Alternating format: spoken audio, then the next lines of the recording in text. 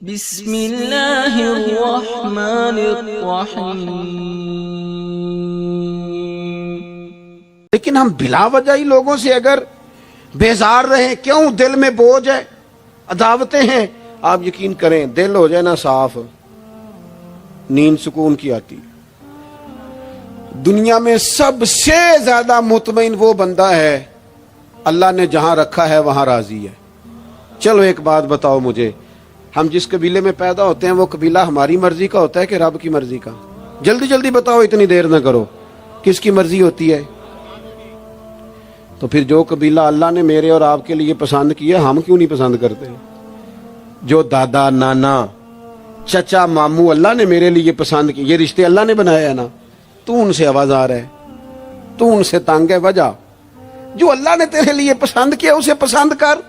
حضرت ابراہیم ابن ادم رحمت اللہ علیہ ایک دفعہ مریدوں کے بیچ بیٹھے تھے تو آپ فرمانے لگے دنیا میں جو کچھ ہو رہا ہے میری مرضی سے ہو رہا ہے۔ بعض بندے پریشان بھی ہو جاتے ہیں جلدی کہ اتنا بڑا دعویٰ کر دیا ہے، تو آپ ہنس پڑے، فرمانے لگے اگلی بات بھی سن لو پھر کوئی تبصرہ کرنا۔ فرمانے لگے جو کچھ ہو رہا ہے میری مرضی سے ہو رہا ہے، کیونکہ میری وہی مرضی ہے جو میرے رب کی مرضی ہے۔ میں نے اپنی مرضی اپنے رب کی مرضی میں فنا کر دی۔ اب میری مرضی کوئی نہیں، سانو قید سجن دا گہنا ہے، او جینج رکھے ایسا اونج رہنا ہے۔ ہم نے چھوڑ دی اپنی مرضی، اپنا ہے ہی کچھ نہیں۔ ہم نے نہ کبھی قطرے پہ غور کیا اور نہ دریا دیکھا، بس جہاں تیری جھلک دیکھی وہیں ڈوب گئے۔ چھوڑ دو یہ اس نے یہ کیوں کر دیا؟ وہ خواجہ نظام الدین صاحب محبوب الہی رحمت اللہ علیہ کے ایک مرید نے ایک دفعہ آ کے کہا حضور بڑی ہو گئی درگزر فقیری درویشی بڑی ہو گئی، اب جو میرے رستے میں کانٹے بچھائے گا میں بھی اس کے رستے میں بچھاؤں گا۔ وہ بڑے غصے سے بول رہا تھا، فقیر فقیر ہوتے ہیں۔ خواجہ صاحب ہنس پڑے، فرمانے لگے پتر تو زیادہ ہی ناراض ہو گیا ہے۔ کہنے لگا نہیں حضور، ہمیں کچھ کرنا نہیں آتا، ہمیں بھی سارا ہی پتہ ہے، سٹ تے پکھڑا کوار گندل اسی اور بھی بوٹیاں جاننے ہاں، ہمیں بھی سارا ہی پتہ ہے، نمٹ نہیں لینا سویرے۔ جو ہمارے رستے میں کانٹے بچھائے گا سویرے اس کی گلی میں بھی بچھے ہوں گے۔ تو حضرت محبوب الہی فرمانے لگے پتر آدھے رستے میں تیری ضد میں وہ کانٹے بچھا دے گا اور آدھے میں تو اس کی ضد میں بچھا دے گا، تو پھر تو جو عام راہگیر ہوں گے ان کے بھی پیر زخمی ہوں گے۔ تو تمہاری لڑائی میں تو مخلوق پریشان ہو گئی۔ عرض کی حضور یہ تو آپ نے ٹھیک کہا ہے۔ فرمانے لگے اگر چاہتے ہو نا دنیا کانٹوں سے نہ بھرے اور لوگوں کو تکلیف نہ ہو تو ایک دوسرے سے تکلیف چھوڑ دو۔ یہ مت سمجھنا تیرا ایک بندے سے اختلاف ہے، تیرا ایک سے اختلاف ہوتا ہے اس کے اثرات دائیں بائیں بھی جاتے۔ حضور پھر کیا کروں؟ فرمایا اسے بچھانے دے، وہ بچھاتا جائے تو اٹھاتا جا، تو اٹھاتا جا۔ ویسے بھی جو کام ساری دنیا کر رہی ہوتی ہے وہ تو سارے کر ہی رہے ہوتے ہیں، کوئی ذرا ہٹ کے بھی کرنا چاہیے۔ جتن جتن تے ہر کوئی کھیڈے، جتن جتن تے ہر کوئی کھیڈے، تو ہارن کھیڈ فقیرا، جتن دا مل کوڈی پیندا ہی ہارن دا مل ہیرا۔ کبھی بندہ ہارے بھی اپنے دل سے بوجھ اتار دے، نفرت کو دور کر دے۔ عداوت دشمنی اگر کسی وقت رکھنی ہے تو اللہ رسول کے دشمن سے۔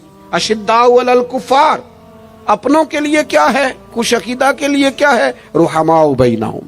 میرے عزیز ترمذی میں حدیث ہے، اپنی بات کو حوالہ دے کے مضبوط کر دوں۔ ترمذی میں حدیث ہے، نبی پاک علیہ الصلوۃ والسلام نے حضرت انس بن مالک سے فرمایا تھا، اے انس، اے میرے بیٹے، تم سے ہو سکے تو صبح اس حال میں کرنا کہ تمہارے دل میں کسی کا بغض نہ ہو۔ اور اگلے لفظ حدیث کے یہ ہیں، حضور فرمانے لگے یہ میری سنت ہے، یہ میرا طریقہ ہے، اپنے دلوں کو عداوتوں سے پاک کریں۔ اور پانچویں بات، اور بس اسی کے آگے پیچھے میں نے اپنی بات کو سمیٹ دینا ہے، میرا مضمون مکمل ہو گیا۔ حضور کی ایک بہت بڑی سنت، نبی پاک علیہ السلام کی ایک بہت بڑی ادا، وہ پتہ کیا ہے؟ وہ ہے دوسروں کا احساس کرنا، دوسروں کے بارے میں سوچنا، دوسروں کا خیال کرنا۔ میں ابھی آ رہا تھا تو میری گاڑی کے ساتھ کچھ دوستوں نے دوڑنا شروع کر دیا۔ میں جو ہوں مجھے اس کا پتہ ہے، میں ہمیشہ دوستوں سے کہتا رہتا ہوں آپ بزرگوں کے ہاتھ چومیں، اللہ والوں کی اچھی بات ہے، آپ کو فائدہ ہوگا. میرے جیسے گناہ گار کے ہاتھ چوم کے آپ کو کیا ملے گا؟ کوئی نتیجہ نہیں نکلے گا. ہاں آپ کوئی میری بات مان لیں اور اس پر عمل شروع کر دیں تو رب کریم کی رحمت صبح قیامت ممکن ہے یہ کہہ دے یہ تیری وجہ سے اس نے شروع کیا تھا، جا تیرے گناہ بھی معاف کیے. یہ جو ذوق ہے نا، اب ایک بندہ گاڑی کے پیچھے بھاگ رہا ہے تو مجھے اتنی سخت تکلیف ہو رہی تھی، میں نے کہا یار کیا ضرورت، دیکھو نا بیچارہ گرمی کا موسم ہے، پیاس لگے گی اور پسینہ آئے گا، کیوں بھاگ رہا ہے؟ اب میری مجبوری بھی ہے، گاڑی کو تو چلنا ہے. جب تک ہم احساس پیدا نہیں نہ کرتے، میرے قبلہ عالم فرمایا کرتے تھے کہ تیری گاڑی کے آگے سے کوئی غلط کراس کر گیا اور دوڑ کے گزر گیا اور کوئی سخت جملہ بھی کہہ گیا ہے، اس پر بھی تنقید نہ کر، تو اپنے دل میں اس کا احساس پیدا کر. سوچ کے ہو سکتا ہے اسے گھر میں کوئی ایمرجنسی ہو گئی ہو. اپنی سوچوں کو مثبت کریں. آپ دوسروں کا احساس بھی اپنی طبیعت میں پیدا کریں، دوسروں کے بارے میں بھی سوچیں. میں یہاں ماشاءاللہ سٹیج پہ بیٹھا ہوں، بڑا نرم ماحول ہے، بڑا کچھ ہے، لیکن جو دوست پیچھے دیوار کے ساتھ کھڑے ہیں نا، جن کو جگہ بیٹھنے کی بھی نہیں ملی اور کھڑے ہونے کی بھی صحیح کر کے نہیں ملی، ان کا بھی احساس پوری طرح. اور میرے خیال میں سب سے زیادہ مہمان خصوصی بھی وہی ہیں آج کی ہماری محفل کے، جو زیادہ مشکل میں بیٹھے. احساس اپنی کہاں تک احساس کرنا ہے؟ لو حدیث پاک سنو. اللہ کے محبوب علیہ السلام فرماتے ہیں میں نماز پڑھانے کھڑا ہوتا ہوں، نماز. کریم فرماتے ہیں میرا دل کرتا ہے میں لمبی نماز پڑھاؤں، لیکن پھر پیچھے سے نہ کسی بچے کے رونے کی آواز آتی ہے. دل تھا لمبی پڑھاؤں، بچہ رو پڑا تو مجھے خیال آتا ہے اس کے رونے سے اس کی اماں کو تکلیف ہو رہی ہوگی، میں نماز چھوٹی کر دیتا ہوں. اللہ کی نماز مختصر کر دی احساس کے طور پر. حضور اس امام مسجد سے سخت ناراض ہو گئے تھے، صحیح حدیث میں موجود ہے، جس کے مقتدیوں نے آ کے شکایت کی تھی کہ یا رسول اللہ بہت لمبی نماز پڑھاتا ہے. یہاں تو لوگ احساس ہی نہیں کرتے میرے بھائی، یہاں تو احساس ہی نہیں کرتے.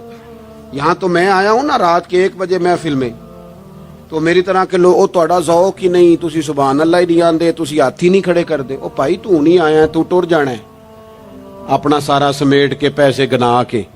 اتنے بیچارے مغرب دے بیٹھے نے، ان کا ذوق تو اپنا ذوق بھی بیان کرنا، آنا تو بھی اسی وقت محفل میں جب سارے آئے ہیں تے نالے تو تے گل کر کے آیا میں انہیں ہزار لینا ہے تے مفت آئے نے سارے بیچارے.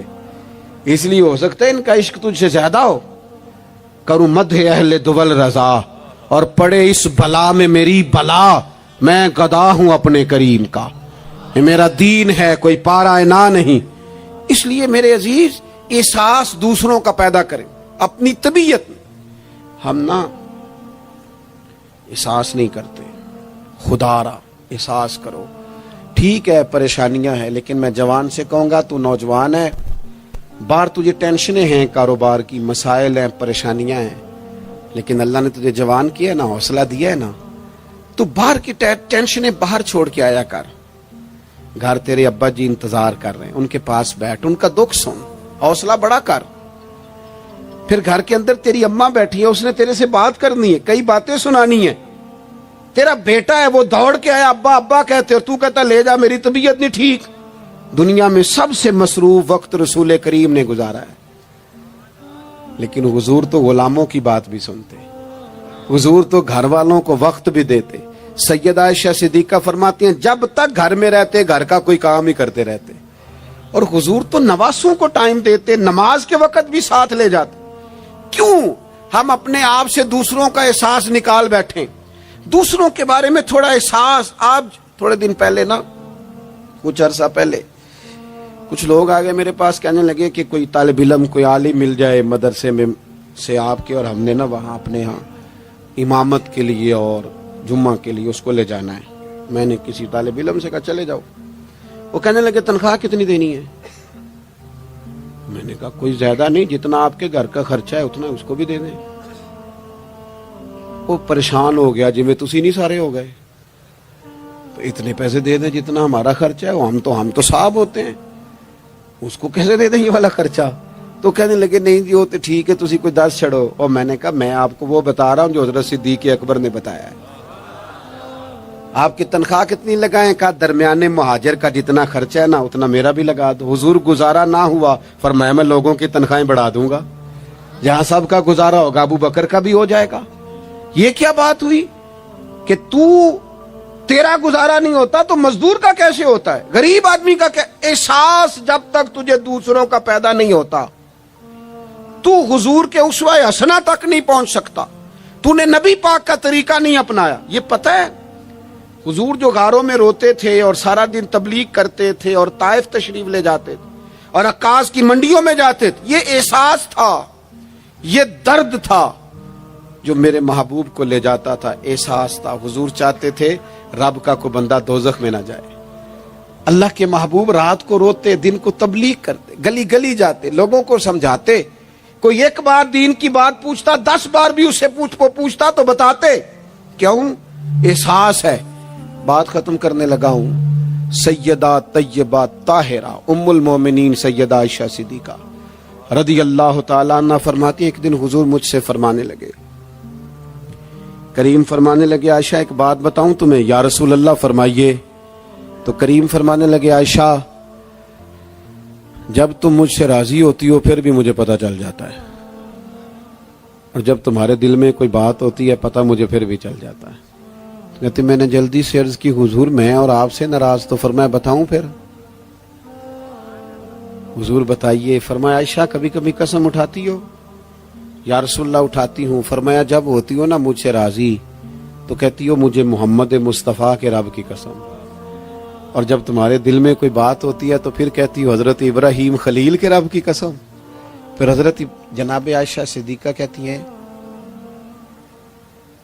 میں تمہیں بتا نہیں سکتی لوگوں میرے دل کا عالم کیا تھا یہ بات سن کے۔ یا رسول اللہ آپ لفظوں سے احساس کا پتہ کر لیتے ہیں، کوئی سوچ کیا رہا؟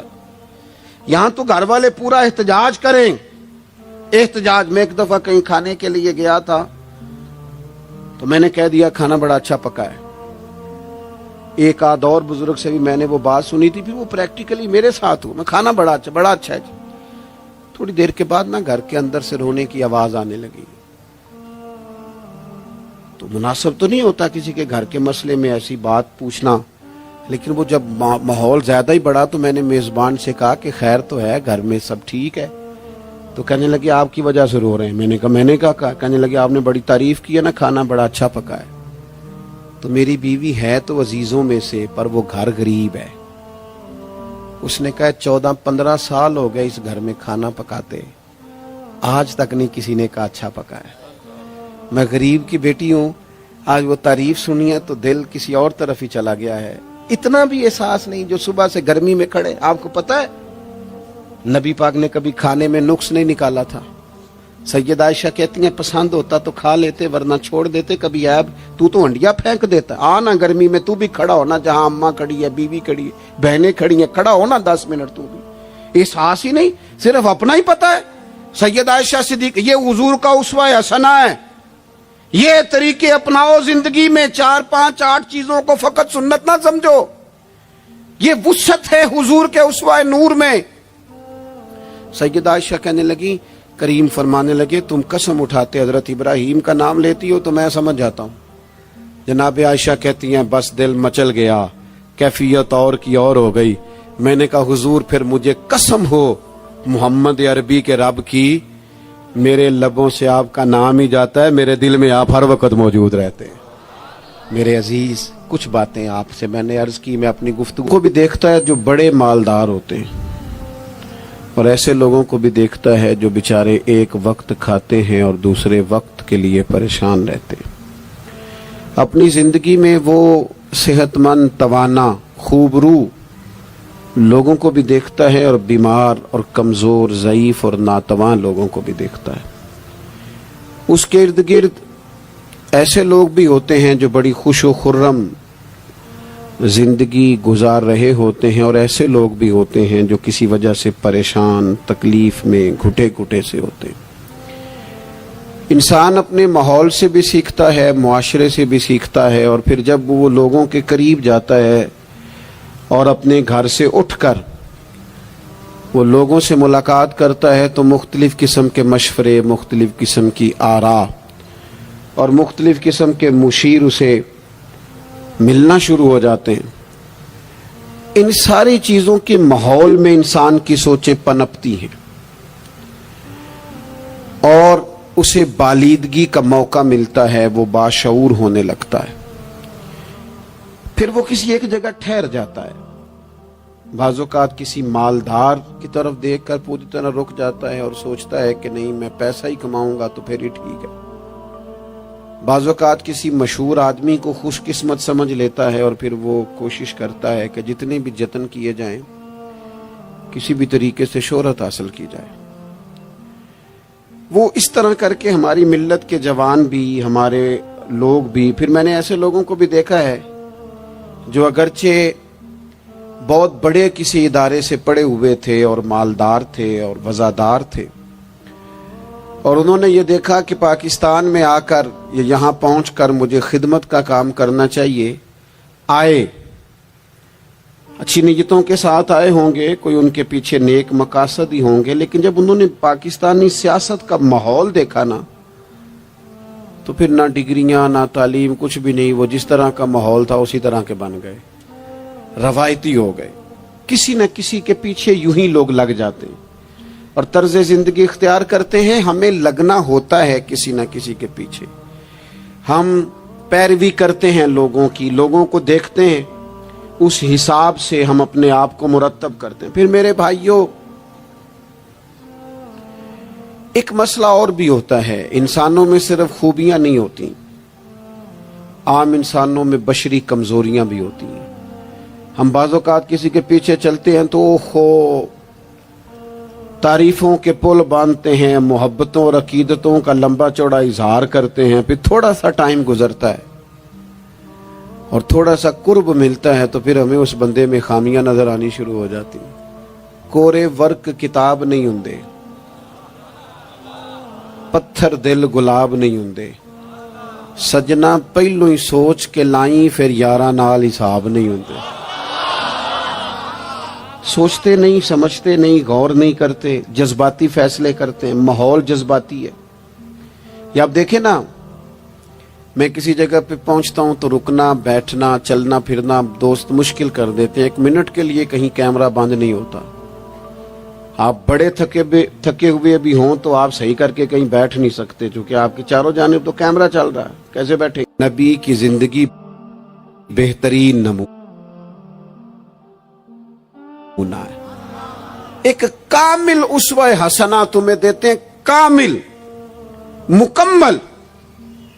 نبی پاک علیہ الصلوۃ والسلام کا جو وجود اطہر ہے نا، ایسا وجود اس کے اندر اللہ تعالیٰ نے ظاہری اور باطنی، یہ دیکھیں میں کسی جوش سے نہیں بول رہا، میں بڑی ہوش سے بات کر رہا ہوں. آپ سے بھی گزارش کرتا ہوں ہوش سے سننا. یہ بات میں درجنوں اور بیسیوں کتب کا نچوڑ آپ کے سامنے رکھ رہا ہوں. اللہ تعالیٰ نے نبی پاک علیہ الصلوۃ والسلام کے اندر ظاہری باطنی ساری خوبیاں بھر کے اپنے محبوب کو دنیا میں مبعوث فرمایا ہے. نہیں کھلا دیے، وہ جس راہ چل دیے ہیں کوچے بسا دیے. بعض لوگ ناراض نہ ہونا مجھ سے، بعض لوگ ہنستے ہیں، سونا نہیں ہنستے، ہنستے ہیں پر سونا. سیدہ طیبہ طاہرہ حضرت عائشہ صدیقہ فرماتی ہیں حضور مسکراتے تھے لیکن اس مسکرانے میں بھی عجیب وزاداری تھی. ہنستے تھے کھل کھلا کے نہیں ہنستے تھے، اس میں کہا نہیں لگتا تھا، آوازیں نہیں پیدا ہوتی تھی. یعنی سونا ہنس بھی جاتے تھے لیکن اس کے اندر بھی عجیب لطافت تھی. وہ کیسا ہنسنا تھا؟ صحابہ فرماتے ہیں حضور ہنستے، مقدس دانتوں میں سوراخ تھا، زیر لب مسکراتے. اور وہ جو حضور کے مقدس دانتوں میں مقدس سوراخ تھا نا، جب حضور ہنستے اس سے نور نکلتا اور مسجد نبی کی دیواریں بھی روشن ہو جاتی. یعنی ایسا نہیں ہنسنا جس طرح کوئی میری طرح کا آدمی ہنستا ہے تو لوٹ پوٹ ہو جاتا ہے اور اس ہنسنے کے اندر کئی دفعہ وزاداری قائم نہیں رہتی، کئی دفعہ اس کے اندر وہ وقار قائم نہیں رہتا. حضور ہنستے تو تبسم کرتے، یعنی ہنس بھی رہے ہیں تو ہنسنا بھی بڑا ہی باکمال ہے. اور میرے اعلیٰ حضرت تو کہتے ہیں بس وہ ہنس پڑتے تھے، پھر جو عمر بھر کے رو رہے ہوتے تھے نا وہ حضور کا ہنسنا دیکھ کے ہی ہنس پڑتے تھے. گویا نا جہاں جہاں خزاں ہوتی تھی بہار آ جاتی تھی، جہاں جہاں دکھ ہوتے تھے سکھ آ جاتے تھے، جہاں جہاں بھی کوئی کمزوری ہوتی تھی خدا کہتے ہیں جس کی تسکین سے روتے ہوئے ہنس پڑے اس تبسم کی عادت پہ لاکھوں سلام. ایک تو ان کا ہنسنا بڑا با کمال تھا، اور پھر یہ تھا کہ ان کا رونا بھی بڑا با کمال تھا، بڑا با کمال. یعنی وہ کبھی رو پڑے اور کبھی کریم کی آنکھوں میں آنسو آ جائیں اور کبھی ان کے چہرے پر افسردگی آ جائے تو یوں لگتا تھا کہ پھولوں نے کھلنا چھوڑ دیا ہے، کلیاں اپنی جگہ سے ہٹ گئی ہیں. سمندر نے کہا نہیں اب شور نہیں کرنا. یوں لگتا تھا کہ تتلیاں اپنی جگہوں پہ بیٹھ گئیں. جب وہ کبھی روتے تھے تو یوں محسوس ہوتا تھا کہ جیسے چاند کہتا ہے کہ نہیں اب میں نے نہیں کھل کے چمکنا، محبوب تو رو پڑے. اور کبھی کریم روئے، آنکھوں میں آنسو آئے تو ان کے رونے میں حسن اتنا تھا، کمال اتنا تھا کہ جبریل امین آئے اور آ کے عرض گزار ہوئے، یا رسول اللہ سارے بھید جاننے والا رب پوچھتا ہے کریم سے پوچھو نا، محبوب سے پوچھو نا روئے کیوں ہیں؟ یہ رو پڑے ہیں، کیوں روئے ہیں؟ سارے بھید جاننے والے مالک کیوں روئے؟ تو محبوب فرمانے لگے جبریل امت کا قیامت کا حساب، قیامت کی گرمی، اللہ تعالیٰ کا کرسی عدالت میں اپنی شان کے لائق جلوہ فروز ہونا، امت کی کمزوریاں، سستیاں، غفلتیں، ان کو یاد کر کے رو پڑا ہوں. غم امت نے نڈھال کر دیا ہے. حضرت جبریل بارگاہ ایزوی سے پیغام لائے، محبوب کریم صلی اللہ تعالی علیہ وآلہ وسلم نے حضور روئے.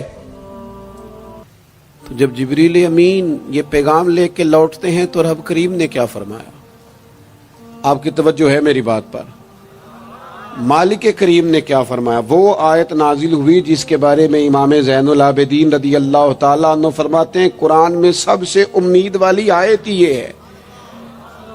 روئے حضور اور جناب جبریل پوچھ کر واپس گئے تو رب کریم نے فرمایا جا کے میرے محبوب سے فرما دیں وَلَسَوْفَ يُؤْتِيكَ رَبُّكَ فَتَرْضَىٰ، محبوب رب آپ کو اتنا دے گا کہ آپ اپنے رب سے راضی ہو جائیں گے. محبوب آپ کو راضی کریں گے، نہ روئیں، آپ کو راضی کریں گے آپ کو. اور حضور کیا فرماتے ہیں؟ فرمایا جب تک میرا ایک امتی بھی دوزخ میں میں کوئی نہیں راضی ہوتا.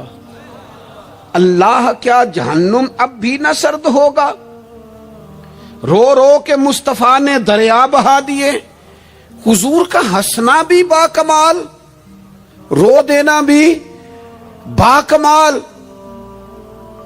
ان کا کسی بندے سے محبت سے اٹھ کے گلے لگانا بھی با کمال. اور کبھی حضور جلال کریں تو محبوب فرمانے لگے میں نے دعا مانگی ہے، اے اللہ اگر میں کسی کو جھڑک دوں تو اتنا ثواب دینا جتنا تو فرض نماز کا ثواب دیتا ہے. یہاں یہ بھی ہر زاویے سے، ہر نگاہ سے. میں کیا آپ کو عرض کروں، ہم نے نہ کبھی سیرت بیان کی میری طرح کے لوگوں نے، نہ قوم اس طرح سے سیرت کو پڑھتی ہے. سیرت نبوی کا ایک ایک پہلو کبھی کھولا جائے. یہ جو زمانے میں بے چینی پائی جاتی ہے نا، بے قراری پائی جاتی ہے اور ذہنی انتشار ہے اور فکری الجھاؤ ہے اور ٹوٹتی بکھرتی سوچیں، یہ ساری ختم ہو جائیں. ایسا ٹھہراؤ نصیب ہو، جینے کا بھی مزہ آئے اور مرنے کا بھی مزہ آئے. اگر حضور کی سیرت مقدسہ کو سمجھا جائے تو محبوب کی زندگی ہر طرح سے کامل ہے، مکمل ہے، اکمل ہے. آپ کہیں بھی اور جائیں گے. یہ آج کل موٹیویشنل اسپیکرز کا دور ہے. ہمارے بچے جدید پڑھے لکھے، وہ کہتے ہیں میں فلاں موٹیویشنل اسپیکر کے پاس جاتا ہوں. جائیں آپ. بہت سارے لوگ ایسے انہیں کہیں تو وہ باز نہیں آتے، وہ تجربہ کر کے باز آتے ہیں. اور بالخصوص نئی نسل جو ہوتی ہے وہ بزرگوں کے تجربوں سے فائدہ نہیں اٹھاتی، وہ اپنے الگ سے تجربے کرنا چاہتی. اس کا بھی بڑا خطرناک نتیجہ برآمد ہوتا ہے. تو کوئی بندہ بھی جو آپ کو موٹیویٹ کرتا ہے نا کتاب و سنت کے بغیر، کوئی بھی آپ کو موٹیویٹ کر رہا ہے، وہ کیا کچھ کہہ رہا ہے، کیا کر رہا ہے، وہ کبھی بھی آپ کو تعلیم صحیح نہیں دے سکتا۔ کیوں؟ اس لیے کہ جو تعلیم وحی الہی کے بغیر ہوتی ہے وہ ناقص ہوتی ہے۔ انبیاء کی تعلیم وحی الہی کے ساتھ، لہذا اگر کوئی آدمی آپ کو موٹیویٹ کرتا ہے کتاب و سنت کے ساتھ، وہ آپ کو درست سمت لے کے جائے گا، ورنہ تو ہر آدمی آپ کو الجھا دے گا۔ میرے بھائی، نبی پاک کا اسوہ حسنہ، ہمارے ہاں لوگوں نے سنت شریعت سمجھ کس کو لیا ہے؟ ہمارے ہاں لوگوں نے سنت شریعت سمجھا ہے صرف پگڑی باندھ لی، بہت عظیم سنت ہے امامہ باندھنا۔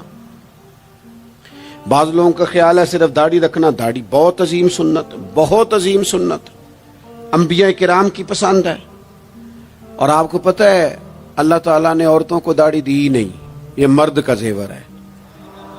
ہاں یہ مردانہ کام ہے، داڑھی مرد کا زیور ہے۔ اور پھر یہ آپ کے جسم کا حصہ ہے، داڑھی کا وزن کوئی نہیں ہوتا۔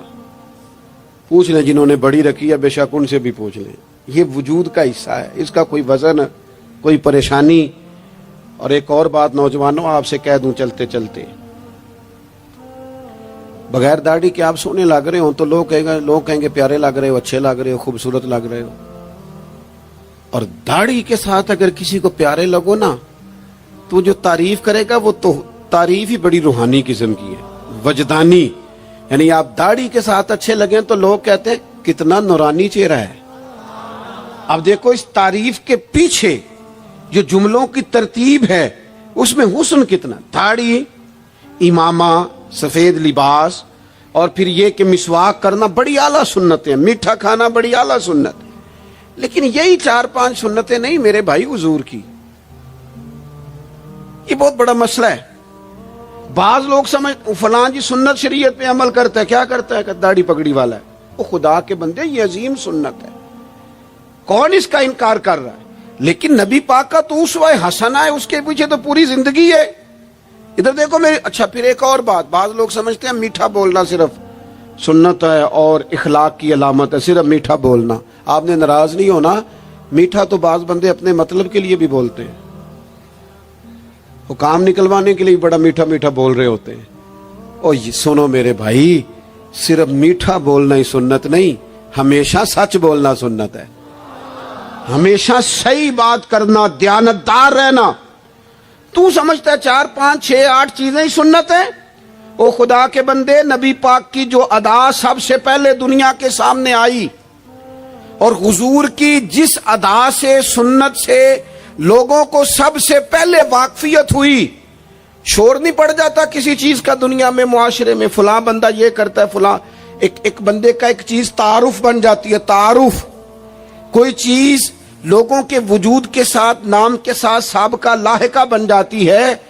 جو چیز سب سے پہلے جس سے لوگوں نے میرے نبی پاک کا تعارف کیا اور لیا، ادھر دیکھو نوجوانوں میری طرف، جس چیز سے سب سے پہلے حضور کی جس ادا سے لوگ واقف ہوئے تھے وہ تو صادق اور امین ہونا ہے۔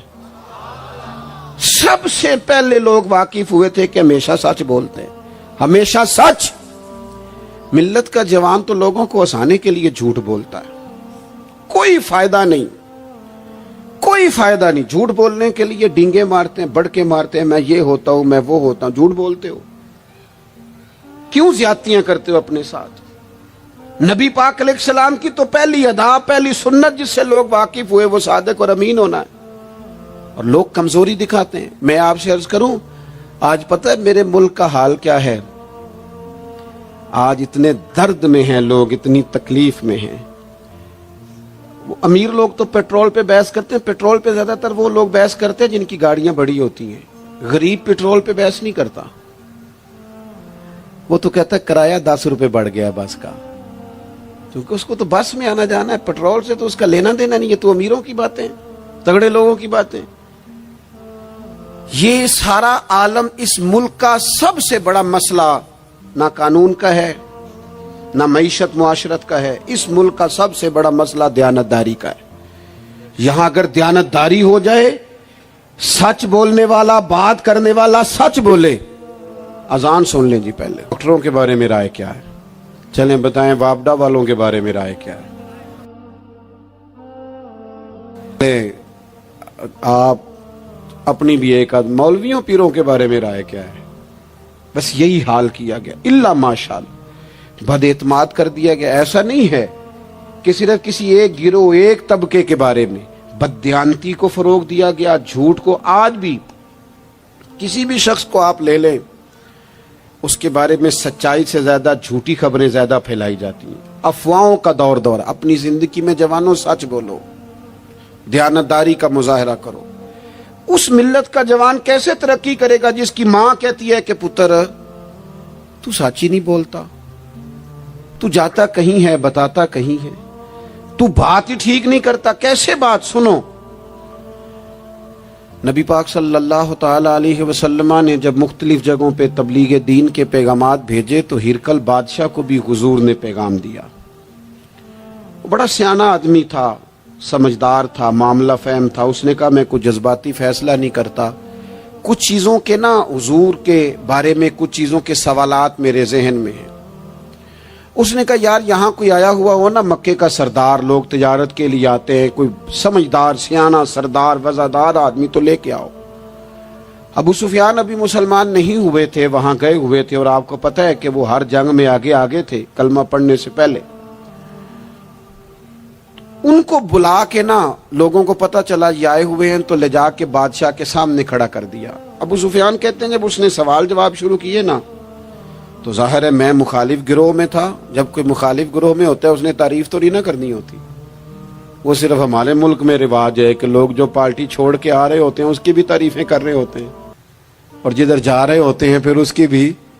اللہ جانے کیسے اپنے دل کو سمجھاتے ہیں، ضمیر کو مطمئن کرتے ہیں، اللہ ماشاءاللہ۔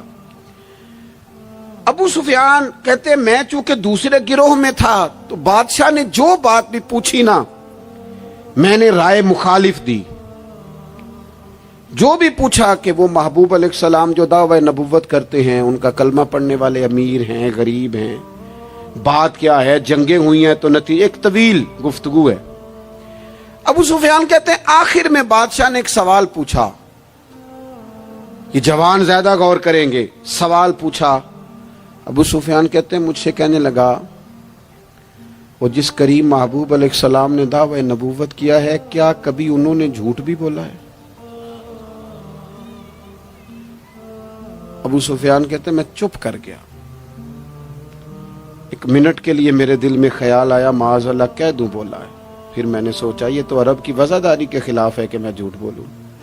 اور پھر ابو سفیان کہتے ہیں میرے دل کے کونے سے آواز آئی میں کوئی اور بات کروں گا تو شاید کوئی تھوڑی دیر کے لیے سوچے، اور اللہ کے رسول نے جھوٹ بولا یہ تو مانے گا ہی کوئی نہیں، یہ تو مخالف نہیں مانیں گے، کافر مشرک نہیں مانیں گے۔ بادشاہ کہنے لگا سوچتے کیا ہو، بتاؤ کیا کبھی انہوں نے جھوٹ بولا ہے؟ تو ابو سفیان کہتے میرے ہاتھ میں چھڑی تھی، میں نے اٹھا کے دوبارہ زمین پہ رکھی۔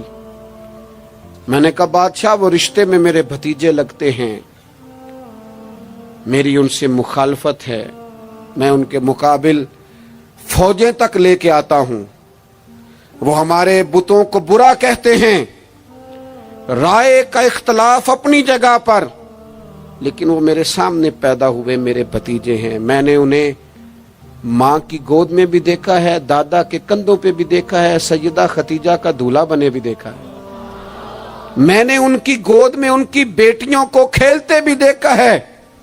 اختلاف اور مخالفت اپنی جگہ پر وہ کریم میرے سامنے پیدا ہوئے اور ان کے مقدس بال میری آنکھوں کے سامنے سفید ہوئے، ان کی زبان سے جو بھی نکلتا ہے حق اور سچ ہی نکلتا ہے۔ وہ اسیر دشمن کی چاہ میں بھی، مخالفوں کی نگاہ میں بھی وہ امی ہے، صادق ہے، معتبر ہے، میرا پیغمبر عظیم تر ہے، کبھی زبان سے جھوٹ نہیں نکلا۔ اللہ آپ کو جزا دے۔ سنیں جی، کچھ خطیب بغیر نعروں کے بھی تقریر کر لیتے ہیں یار، اونچی سبحان اللہ کے بغیر بھی کام چل جائے گا انشاءاللہ۔ آپ خالی سنتے جائیں نہ بھی سبحان اللہ کہیں، پھر بھی گزارا، اثر کرے نہ کرے سن تو لے میری فریاد، اور نہیں ہے داد کا طالب یہ بندہ آزاد۔ میرے عزیز، نبی پاک علیہ الصلوۃ والسلام نے سچ بولا۔ ابو سفیان کہتے ہیں ان کی زبان سے سوائے حق سچ کے کبھی کچھ نکلا کریں نا تھوڑی پابندی ہم بھی سچ کی کریں نا. اچھا ہم بولتے ہیں سچ, بہت سارے لوگ سچ بولتے ہیں, لیکن وہ دوسروں کے بارے میں بولتے ہیں, اپنے بارے میں نہیں بولتے. اس نے اتنا جھوٹ بولا, اس نے اتنی کرپشن کی, فلانے نے یہ کرے, دوسروں کے بارے میں بول رہا ہے. اپنے بارے میں سچ بول, اپنے بارے میں تو بتا تو نے کیا کیا ہے. نہ ادھر ادھر کی تو بات کر, بتا کہ قافلہ کیوں لٹا. مجھے راہزنوں سے غرض نہیں, تیری راہبری کا سوال ہے. تو کہاں تھا, اپنی بات بتا. ابو سفیان کہتے ہیں جب میں نے بادشاہ کو یہ بات بتائی نا, اس نے چادر کندھے پہ رکھی اور وہ جانے لگا, تو میں نے کہا یار تو نے اتنی باتیں پوچھی, میں نے اتنے جواب دیے, کوئی نتیجہ بات کا کوئی ریزلٹ بھی نکلتا ہے نا, کوئی اینڈ بھی ہوتا ہے, کوئی نتیجہ بتا. تو کہتے ہیں بڑے تحمل سے بردباری سے بادشاہ ہنس پڑا, ہنس کے کہنے لگا نتیجہ تو نکلا ہے. کہا کیا نتیجہ نکلا؟ تو کہنے لگا یار جس بندے نے کبھی بندوں سے جھوٹ نہیں بولا, وہ یہ والا جھوٹ کیوں بولے گا کہ میں اللہ کا رسول بن کے آیا ہوں. جو بولتے ہی سچ ہیں تو پھر گویا وہ کہہ رہا تھا مان لو کہ یہ بھی وہ سچ ہی بولتے ہیں کہ میں اللہ کا رسول بن کے آیا ہوں. ایک تو حضور کی اس اہم ادا کو اپناؤ. آپ کو پتہ ہے کسی باپ نے کسی مجبوری سے کبھی کہا ہوگا اپنے بیٹے کو چلے 2 منٹ کے لیے مان لیتے ہیں, کوئی مجبوری ہوگی, اس نے چلے فرض کیا کسی مجبوری کے تحت اس نے کہا تھا اپنے بیٹے کو کہ باہر جو بندہ آیا اسے کہہ دو کہ میں گھر میں نہیں. چلے مان لیا 2 منٹ کے لیے تیری مجبوری تھی, لیکن میں ذمہ داری سے کہتا ہوں تو نے ایک دفعہ اپنے پتر سے کہا تھا نا جھوٹ بول دے میں گھر نہیں, پھر تو ساری زندگی منت کرے گا وہ تیرے ساتھ بھی سچ نہیں بولے گا. اتنی بڑی بیماری ہے یہ, گھر توڑتی ہے, گھر یہ قبیلے توڑتی ہے, رشتوں کو کمزور. کیوں جھوٹ بولتے ہو رشتہ کرتے وقت کہ بچہ یہ کماتا ہے یہ کماتا ہے, کیوں جھوٹ بولتے ہو؟ صاف ستھری 2 ٹوک بات کرو. اتنا بڑا رشتہ میاں بیوی کا جو اللہ کی نشانیوں میں سے نشانیاں جھوٹ پر قائم کرتے ہو. بیٹی کے والدین بھی اللہ ماشاءاللہ جھوٹ بولتے ہیں, یہ دے دیں گے یہ دے دیں گے. بعد میں کہتے ہیں لڑکے والے لالچ کرتے ہیں, آپ نے پہلے لالچ خود پیدا کیا, کیوں کہانیاں سنائی. اتنا اہم رشتہ جس کی بنیاد پر سارا گھر چلنا تھا, وہ رشتہ ہی بد اعتمادی پر قائم ہے. جب ایک دوسرے پر اعتماد ہی نہیں ہے تو سکون کیسے آئے گا؟ اپنی زندگی میں سچ لاؤ. دولت لانے سے زیادہ ضروری سچ لانا ہے. گھر میں مہنگی چیزیں لانے سے بہتر ہے اپنے گھر میں سچ لے آؤ, دیانتداری لے آؤ. گھر بھی بچ جائے گا, قبیلہ بھی بچ جائے گا. ذمہ داری سے کہتا ہوں سچ بولو, دیانتدار ہو جاؤ, ملک بھی بچ جائے گا. اس امت کا بھلائی اس کام میں ہے, یہ حضور کا اسوہ حسنہ ہے. اور تیسری بات,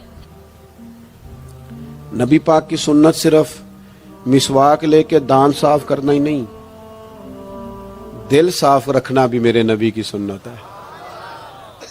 دل صاف رکھنا بھی حضور کا طریقہ. دل بڑے بوجھ ہوتے ہیں ہمارے دلوں پر, مفت کی ناراضگی, کوئی لینا دینا نہیں. وہ جی فلانے بندے نے نا جی اپنی بچی کی شادی کی ہے, بچے کی شادی کی ہے, رشتہ دار نے مجھے پوچھا نہیں. بھئی آپ کو کیوں پوچھتے, آپ کیا ہیں؟ ان کا گھر تھا. آپ بلا وجہ ناراض ہو کے اپنے گھر میں کیوں پوچھتے؟ آپ کو کس کتاب میں لکھا ہے, کس شریعت میں لکھا ہے, کہاں قانون ہے آپ سے پوچھا جائے؟ وہ فلانے بندے نے میرے بارے میں بات کی ہوگی, اور یار تو اتنا اہم نہیں ہے ساری دنیا تیرے خلاف باتیں کرے, تو مفت میں ٹینشن لے گیا ہے. وہ جو 2 بندے دور کھڑے ہیں وہ کوئی اور بات کر رہے ہیں, تیری نہیں کر رہے. مفت میں اپنے دلوں میں بوجھ, مفت میں بدگمانیاں. اور جی فلانا بندہ امیر ہو گیا, کیسے ہو گیا؟ یہ تیری ڈیوٹی ہے, تیری ذمہ داری ہے. میرے اعلیٰ حضرت فاضل بریلوی رحمت اللہ لکھا ہے, حسد کرنے والا بندے پر اعتراض نہیں کرتا, حسد کرنے والا اللہ تعالیٰ کی تقسیم پر اعتراض کرتا ہے. معاذ اللہ ثم معاذ اللہ. وہ تو کہہ رہا ہے اسے نہیں ملنا چاہیے تھا, مجھے ملنا چاہیے تھا. آپ جب اتنے زیادہ عداوتیں پیدا کر لیتے ہیں, آپ کیوں نہیں اس چیز سے خوش ہوتے جو نظام میرے رب نے بنا دیا ہے؟ اتنی بڑی اللہ کی مخلوق ہے, لیکن ہمیں لوگ اچھے ہی نہیں لگتے. جس سے پوچھ لو وہ ناراض ہی ہے, ہر بندہ کسی نہ کسی سے ناراض ہے, شکوے کر رہا ہے. وہ چھوڑ دے یار, میں کسی شخص سے بیزار نہیں ہو سکتا, ایک ذرہ بھی تو بیکار نہیں ہو سکتا. جسے اللہ نے بنایا ہے وہ بیکار. میں بد عقیدہ بد مذہب کی بات نہیں کر رہا, کو پھر دہراتا ہوں، ایک تو حضور کی زندگی کامل ہے، مکمل ہے، اسے پڑھو. جس زاویے سے ہنسنا بھی با کمال ہے، رونا بھی بڑا قیمتی ہے. جس زاویے سے پڑھو گے کمال ہی کمال. اور پھر حضور کا اسوہ حسنہ پوری زندگی پہ لاگو کرو. ایک تو سچ بولیں، بددیانتی کبھی نہ کریں، جھوٹ کبھی نہ بولیں، اور اپنے دلوں سے سارے حسد، بغض، عداوتیں، دل دریا سمندروں ڈونگے، کون دلاں دیاں جانے، 14 طبق میرے دلے دے اندر، میں تمبو وانگوں تانے، دل میں گنجائش پیدا کریں. اور آخری بات آپ سے یہ عرض کی ہے، دوسروں کا احساس پیدا کریں. دوسروں کے لیے ہم اس دین کے ماننے والے ہیں جس میں سے آبا زخمی حالت میں میدان میں زخموں سے چور بھی پڑے ہونا تو پھر بھی کہتے ہیں پانی میرے بھائی کو پلا دو. پانی اس دین کے ماننے والے. ہمیں نا خود غرض کیا گیا، اپنی اپنی پہ لگا دیا گیا ہے. بانٹنا شروع کرو گے نا، بانٹنا، اس میں صفائی بھی ہے، برکت بھی ہے. اور جو بانٹتے ہیں ان کے خزانے خالی نہیں ہوتے، انہیں اللہ تعالیٰ بھی فرماتا ہے. پھر ایک دفعہ دعا کرتا ہوں، اللہ تعالیٰ احباب کی کوشش کو اپنی بارگاہ میں قبول فرمائے. حضرت قبلہ پیر صاحب دامت برکاتہم العالیہ آستان عالیہ سالکاباد شریف سے آپ تشریف لائے، آپ نے صدارت بھی فرمائی اور ہم سب کے لیے دعا بھی فرمائیں گے. اللہ تبارک و تعالی اس بزم نور کو قبولیت کا درجہ عطا فرمائے. وما علینا الا البلاغ. پہلا رب نو یار دا شوق ہویا،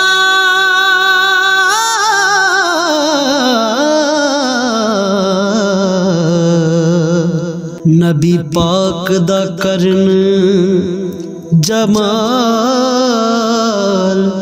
مائیں آیا وہی لے کے ہویا ترت حاضر، تے لیا یار نے یار نو پا